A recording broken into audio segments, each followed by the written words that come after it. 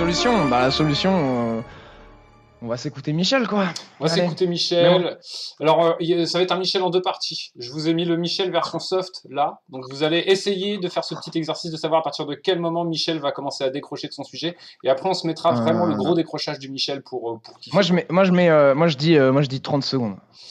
Alors, attendez, il faut que je me plante pas. Parce que voilà, c'est une première pour moi de gérer le turfu. Et donc, il faut que je gère le turfu. Il faut que je gère le turfu. Tu gères pas le turfu, là? It's not sharing the turfu, guys. It's sharing the turfu. N'hésitez pas, si vous trouvez que le stream est délétère, tapez 1 dans le chat, bien sûr. Et dites-moi si là, vous avez le son quand je lance. C'est parti. Est-ce que, par exemple, les changements climatiques, le roi Ladurie écrit un très beau livre sur le climat depuis l'an 1000, il nous explique effectivement qu'il y a eu des variations climatiques. Pendant 1000 ans, il a travaillé sur des registres de paysans, de viticulteurs, de gens qui ont noté très précisément la pluviométrie, l'hygrométrie, l'eau, le climat du moment. Et on constate qu'il y a des effets de variation considérables. Il n'y a pas un moteur pendant 1000 ans. Il n'y a pas un moteur. Il n'y a pas un aérosol. Il n'y a rien de tout ça. Donc, comment se fait-il qu'il y ait des variations indépendamment de l'industrie? Qu'est-ce qui s'est passé? Est-ce que tu veux répondre à cette question, mon cher Louis? Ouais, mais on l'avait vu la dernière fois. L'augmentation des cyclones, elle est sur 20 ans, sur 10 ans, en fait. Elle est pas sur 1000 ans, bâtard. Ouais, et puis aussi, c'est des questions d'intensité, etc. En fait, une variation, ça ne dit pas à quel point c'est fort, c'est faible. Voilà. Mais pour l'instant. Non, mais c'est-à-dire que tu vois, genre, il y a un truc où c'est le type qui est capable de dire oui, mais il y a une variation sur 1000 ans et tout. Et c'est vraiment une posture de d'élu que j'arrive pas à saisir, tu vois. J'arrive vraiment pas à saisir à quel point tu peux dire oui, mais le climat a changé de ça. Tu vois quand même bien qu'il y a un léger problème au niveau des crues, au niveau des températures. Enfin, c'est quand même au niveau. On va voir. Je trouve, en fait, je comprends pas. Ça se trouve, il n'est pas clair et il va s'éclairer après.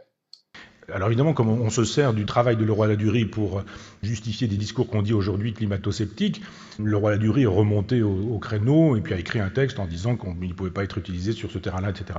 Moi, je pense qu'il faut aller voir du côté de l'astrophysique.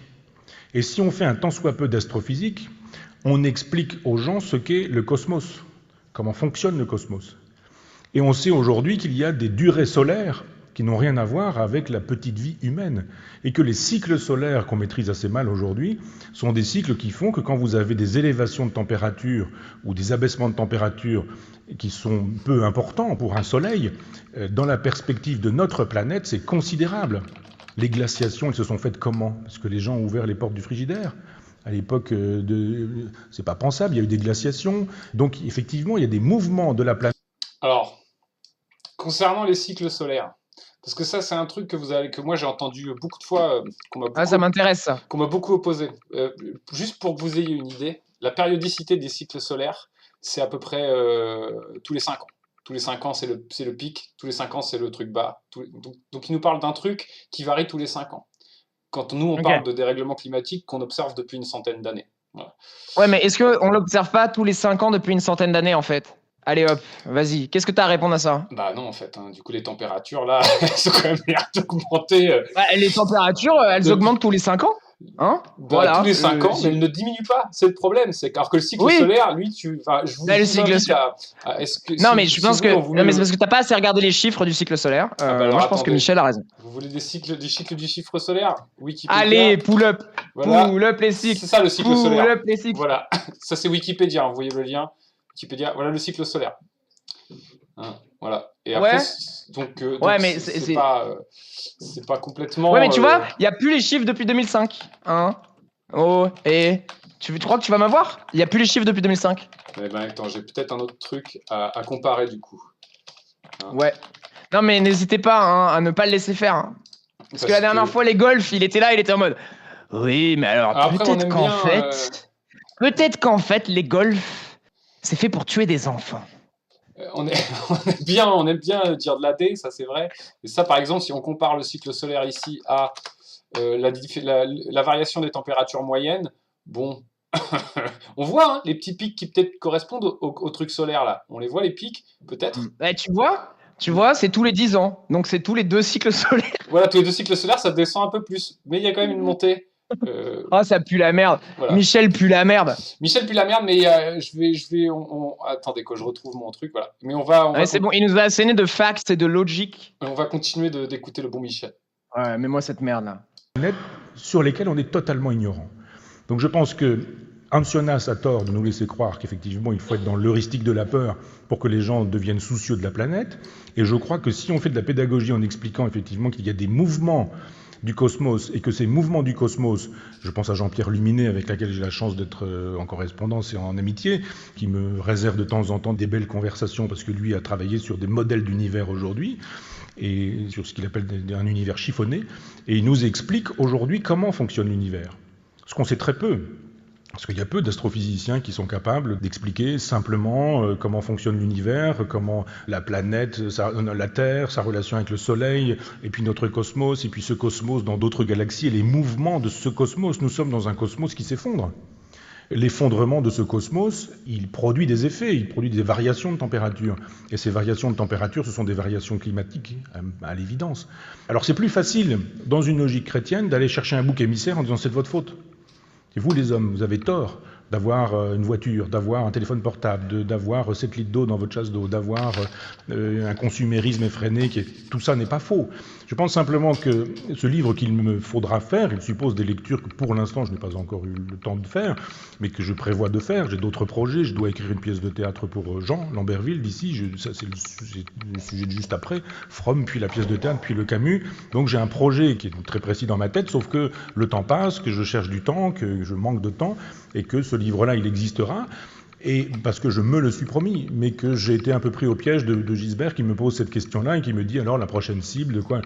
Et je me suis dit, il n'y a pas de cible chez moi, mais je suis sûr que ce livre-là va encore faire grincer des dents et que les gens seront encore pas contents parce qu'aujourd'hui, il est politiquement correct d'être dans la logique du principe responsabilité qui, lui, génère aussi un principe de précaution à partir duquel on ne fait plus rien. Le principe de précaution, c'est que moins vous en faites, moins vous risquez d'avoir de problèmes. Donc effectivement, tout est verrouillé, ça permet à une bureaucratie d'interdire à peu près tout. Et il y a une espèce de façon de tirer un peu la France vers le bas en disant principe de précaution, enfin principe de responsabilité, principe de précaution, et puis ne faites plus rien, parce que quand vous ne faites rien, vous êtes sûr que rien n'arrive. Et cette façon de ne pas aimer la vie, parce que c'est ça, de voir le pire partout, d'être angoissé, de dire si vous prenez le bateau, il va couler, si vous prenez l'avion, il va se cracher, si vous prenez le train, il va dérailler, si vous prenez la voiture, vous allez avoir un accident, si vous prenez une tranche de jambon, vous allez vous intoxiquer et avoir un cancer. Il y a un moment où on a envie de dire attendez, on peut mourir tout de suite, si vous voulez, ça va être plus facile. Et ça rentre dans cette logique de thanatophilie. Et cette logique de thanatophilie, il me semble qu'il faut la dénoncer en disant mais vivre c'est dangereux. Et puis il faut savoir quand même qu'on va tous mourir, ça me paraît clair de savoir a priori.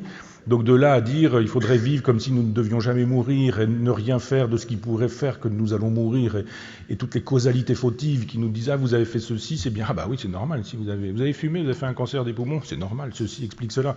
Et puis vous avez des gens qui font des cancers des poumons à 12 ans, qui n'ont jamais tenu une cigarette dans leurs mains, et puis des gens qui ont été des fumeurs invétérés puis qui font jamais de cancer des poumons. Mais encore un boomer! Voilà. Est-ce que, par exemple, les changements climatiques de faire de dire ça parce que bon, c'est le bordel dans la tête de Michel. Hein. Que franchement, genre, si on n'a pas perdu tous nos viewers sur cet extrait, moi je t'avoue, je l'ai écouté avant l'émission, ce qui était déjà énormément d'efforts. Mais en fait, pour moi, il y a vraiment une perdition individuelle. Et puis le rapport à la thanatophilie et tout. Nos futurs en fait. Donc oui, bien sûr qu'on a un rapport à la thanatophilie. Parce qu'en même temps, on veut mourir dans une énorme partouze, avec du houmous partout, et des gens éco-responsables, et un festival de babos où les gens portent des sarouels et fument des pétards. Et on veut pas finir avec Michel, où il achète sa tranche de jambon, et il est là, et il nous fait chier. Oh, c'est bon. Non mais j'en peux plus de ce con. Ouais, moi je trouve que c'est quand même bien. Et on a une autre vidéo à regarder. Ouais, une autre vidéo à regarder. Je sais pas, parce que là, du coup, en les réécoutant, je me suis dit, putain, c'est quand même dur. C'est quand même dur parce que le mec, quand même, part en roue libre en 4 minutes. Ah ouais. 4 minutes 40. Il crie, j'ai cerné le personnage. Ouais. Salut Flower. Salut Flower. Ouais, genre, le mec en 4 minutes 40, il est en roue libre et vous voyez comment le type il part en couille. Ah ouais, Alors, c'est une moi, dinguerie. j'ai une explication avant de donner l'explication. Encore un boomer, Oh, merci. Lenny. Oh, Lenny Alors, qui l'a n'hésitez pas, je kiffé. sais pas si ça marche, mais si vous vous abonnez, on a une nouvelle Mais alerte non, d'abonnement. tu peux pas t'abonner, il faut follow, fallait faire une alerte de follow. Ah putain. Putain, Non, c'était ça, c'est putain, une alerte de follow que j'ai mis, je crois. Je crois que j'ai Ah fait ouais? bien. Ouais. Attends, Oui, vas-y, et je peux cliquez sur le dire, bouton follow, please. je peux dire, L'univers s'effondre et enchaîne des variations. Non, mais ce que j'adore, c'est qu'il a un rapport effondriste au monde, mais pas au bon endroit. non, C'est-à-dire que, genre, c'est l'écosystème qui s'effondre, mais le gars, il est en mode oui, le cosmos et tout. Ok, les nomades dans Outer Wilds. Bon, maintenant, on peut passer à autre chose, please. et juste, donc, c'est le bordel dans sa tête. Je me Genre, suis follow il y ce a un peu matin. ce Est-ce que truc, vous pouvez vous unfollow pour unfollow et follow refollow? pour voir si je me suis tes plans. Est-ce que vous pouvez faire ça? Attendez, genre 30 secondes avant de refollow. Ouais, et Please, por je vais faire favor. ma petite explication pendant ce temps-là. Et si j'ai raté, je Vas-y. ferai du bidouillage pendant un autre extrait pour que ça marche. J'ai trop hâte qu'on se rende compte qu'il a raté là. Ouais, j'ai probablement raté. On verra. Mais donc, ouais, le mec dit quand même, si vous commencez à dire que c'est de notre faute collectivement, d'ailleurs, c'est pas notre propos ici, hein, merci pour notre turfu, hein, vous avez peut-être vu sur les miniatures qu'on a mis avant le stream, c'est les riches qui sont le plus responsables. Hein. Plus t'es riche, plus t'es Les responsable. riches là. C'est les riches. Hein, voilà. Le seul Rendez l'argent là. essentialisme autorisé ici, c'est sur les riches. Voilà, c'est Qu'est-ce le que tu seul. définis, vas-y, vrai talk pour les gens qui sont genre clueless. Ouais. Qu'est-ce que tu définis par essentialisme exactement? L'essentialisme, c'est quand tu prends une idée pour définir un groupe de personnes. Quand tu vois, D'accord. quand tu dis. Genre le racisme, c'est essentialisme? Exactement. En fait, Essentialisme? l'essentialisme, D'accord, c'est ok. exactement la pensée dans laquelle tous les racismes et toutes les discriminations prennent leur source. C'est-à-dire à partir du D'accord. moment où Donc tu commences à dire par les exemple, si tu femmes, dis les. les Ouais, femmes, ok. c'est de l'essentialisation. C'est-à-dire qu'en fait, D'accord, là-dedans, ok. tu es sûr que si tu commences une phrase en disant alors, les femmes et que c'est pas Ouais. quelque chose qui est lié à leur caractère biologique, et même en disant ça, tu peux te tromper, mais dès que tu commences par les femmes, tu sais que les phrases qui vont suivre derrière, il y a de fortes chances qu'il y ait plein de cas où ça s'applique pas. Tu vois, et c'est pour D'accord, ça ok. que c'est rarement intéressant de parler des groupes de population quand on veut être un peu rationnel. Mais donc, le seul endroit Ok. où je trouve que c'est intéressant de le faire, c'est les riches, parce qu'en fait, au pire, on dérape sur les riches, mais vu qu'ils sont vraiment responsables des conneries, et à cause de leur puissance, et ben c'est pas grave, tant pis pour leur gueule. C'est juste parce que t'as un prolo calsum. Mais trop, mais moi c'est ça la jalousie. Moi, eux ils sont dans leur jacuzzi, moi je suis dans ma jalousie, ça me saoule. Donc ouais, Onfray Vas-y. dit, si vous croyez que c'est de votre faute, c'est parce que vous êtes catholique, donc, donc chez les athées, voilà. Et un autre truc que je trouve assez marrant, c'est que tu sais, donc on est d'accord, le climat, c'est un truc qui est surdocumenté. Et lui, Ouais. il prend un mec qui a fait une étude sur le cosmos pour dire que le climat, ça passe pas. Donc il prend un domaine qui est sous-documenté pour contrer un domaine qui est surdocumenté. Mais Donc, surtout, il prend surtout un domaine dont il n'arrive pas à trouver les sources pour écrire un livre qu'il n'arrive pas à écrire. ouais, Moi, non, je pense, moi, je pense honnêtement que Michel, de quoi il a besoin? Michel, il a besoin de sortir, voir des gens dans la vraie vie, et voilà. Ouais, Et ça moi ira je mieux. pense que surtout Michel, il est en pleine dissonance cognitive, c'est-à-dire qu'en fait, le réel lui montre quelque chose qui est insupportable, c'est-à-dire, et c'est le cas pour beaucoup de personnes de cette génération-là, parce qu'en fait, Mhm. l'idée que ton mode de vie ait pu engendrer un monde qui va être létal pour ta descendance, c'est insupportable. Et du coup, ton cerveau, quand il est face à ça, bah, soit il a des mécanismes pour l'accepter, et où tu vas réussir à pas être déprimé trop, et donc tu vas pouvoir comprendre cette notion et faire des choses pour, machin, soit tu vas créer des scénarios pour te convaincre que ça n'existe pas. Et ça, c'est quelque chose, quand il s'agit de l'écologie et de l'effondrement, il y a beaucoup de personnes qui développent ces trucs-là. Alors après, on ne peut pas utiliser ça pour contrecarrer tous les arguments. En fait, faut regarder si les personnes sont irrationnelles. Et en général, quand elles deviennent irrationnelles, c'est parce qu'elles sont dans la dissonance cognitive, parce que la réalité implique trop de remise en question, est trop dur à prendre, etc. Et on voit bien tous dans nos vies qu'il y a des zones où on est comme ça. Il y a même dans certains moments de nos existences où on avait moins de sagesse que d'autres. Il y a certains sujets où on mettait le nez dans notre caca, on était là, non, c'est pas vrai. Enfin, moi, j'étais comme ça en tout cas. Certains dans le chat peuvent en être témoins, même d'ailleurs. Mais Ouais, voilà. mais par exemple, tu vois, genre, comment tu fais pour pas faire de dissonance cognitive, tu vois, tout en ayant peur d'être interdit bancaire? C'est-à-dire que, tu vois, quand même, le propos de Michel, c'est bah moi, je peux pas m'empêcher d'acheter du jambon et du pain et du beurre, donc je ne veux pas admettre que le monde s'écroule, tu vois. Et je pense que c'est vraiment le débat de plein de gens, et c'est ce qu'on essaye d'expliquer depuis le début, c'est qu'en fait, les actions individuelles ne changeront rien. C'est-à-dire que autant, oui, il faut des véganes et des végétariens pour amener sur la table le fait qu'on a une alimentation qui est trop protéinée, qu'on consomme trop de viande et que on fait n'importe quoi. Ça, c'est véritable. Mais par contre, c'est en fait en ayant des actions collectives nationales et internationales qu'on arrivera à rétablir la situation. Ouais, en fait, l'action individuelle, ouais, elle a un impact moindre et croire. Nous, on nous fait miroiter que c'est la seule piste, et en effet, c'est une erreur. C'est une erreur parce que même dans l'histoire des grands changements, c'est quand il y a des gens qui se fédèrent autour de modes de lutte pluriels que les choses avancent. Et on entend bien pluriel. En fait, l'action individuelle peut très bien être un mode de lutte qui s'inclut dans cette dynamique plurielle. Mais croire que ce n'est que par elle, que par le pacifisme, ou que par la violence, ou que par les élections, ou que par nanan que tout va changer, c'est faux. C'est pour ça que nous, ce qu'on encourage à faire, c'est dire trouver un mode de lutte qui vous parle, qui fait que vous n'êtes pas malheureux dans votre dissonance cognitive, et livrez-la à votre manière cette lutte. Trouvez des gens avec qui ça vous amuse de le faire, avec qui vous passez des bons moments à le faire, et faites-le comme ça. Avec des gens qui ne vous condamneront pas de lutter à votre manière. Et ça, en général, c'est des bonnes portes pour réduire l'éco-anxiété, etc., pour réduire la dissonance cognitive aussi, en gros pour vivre mieux son existence, quoi. Ouais. Voilà. Ouais. Sinon, la baise. La baise. La baise. Vas-y. On se fait en parlant de trucs qui baissent pas, on se fait la suite avec Michel là. Ouais, est-ce que vous voulez une dernière petite dose de Michel? Il part encore plus en roue libre. Non, alors celle-là elle est bien. Autant la première c'est une purge de 4 minutes, autant celle-là. Là, si vous l'avez, là vous avez peut-être décroché. Là, vous allez voir le décrochage, il est. Ah ouais, là c'est. Il est magistral. Non, mais là le décrochage, il a raté toute sa troisième, il a pas passé son brevet le bâtard. Ouais, là c'est fantastique. Moi, je formule l'hypothèse que le réchauffement climatique suppose une organisation du cosmos dont nous ne connaissons pas le détail. Il y a aujourd'hui des physiciens, c'est la physique quantique qui nous permet de savoir ça, des physiciens qui nous apprennent qu'il y a des plurivers, des multivers. Et j'ai lu un livre l'autre jour formidable, et le personnage utilisait une image extrêmement intéressante. Vous êtes dans votre bain, vous mettez la totalité de votre bain moussant dans la baignoire, et puis hop, vous ouvrez le robinet, et ça va faire des bulles. Et bien ça va faire des bulles plein la baignoire, puis ça va déborder de la baignoire. Donc il va y avoir des bulles plein votre pièce. Et puis ça va déborder, il va y avoir des bulles plein le couloir, puis plein la maison. Puis après ça descend, ça sort de la maison, il va y avoir plein la rue, puis plein le quartier, puis plein la ville, puis etc. Imaginez que ces bulles, elles aillent jusqu'aux confins de l'univers. Imaginez les bulles. Eh bien, chaque bulle, c'est un univers.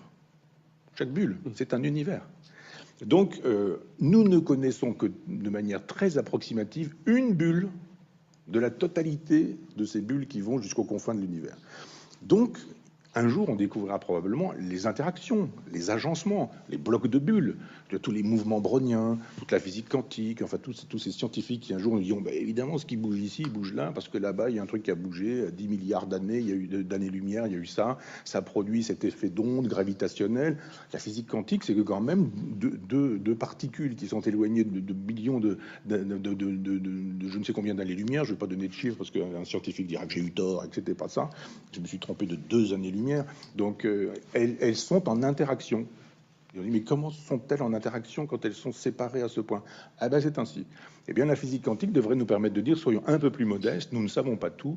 Le réchauffement climatique, c'est pas juste parce qu'on tire trop la chasse d'eau, c'est aussi parce qu'il y a des interactions de notre tout petit univers dans une configuration impensable avec les autres univers. Alors ça ne veut pas dire non plus saloper la planète, hein. C'est pas non plus une invitation à ça, mais c'est juste une invitation à penser le réel tel qu'il est, à faire le nécessaire pour qu'effectivement on n'ajoute pas du pire au pire, ça paraît évident, mais sans pour autant culpabiliser et surtout sans avoir au bout du compte à nous dire que il va falloir au bout du compte qu'on achète une nouvelle voiture, qu'on mette de l'argent dans l'isolement des maisons, etc., et de faire un business qui lui a vraiment ses logiques. Brûler les boomers. Brûler les boomers. Voilà, en effet, Super Mario Blog, il a raison. C'est vrai que les scientifiques sont trop tatillons avec les années-lumière. Avec les années-lumière. Ouais, vraiment chiant, les scientifiques. Hein.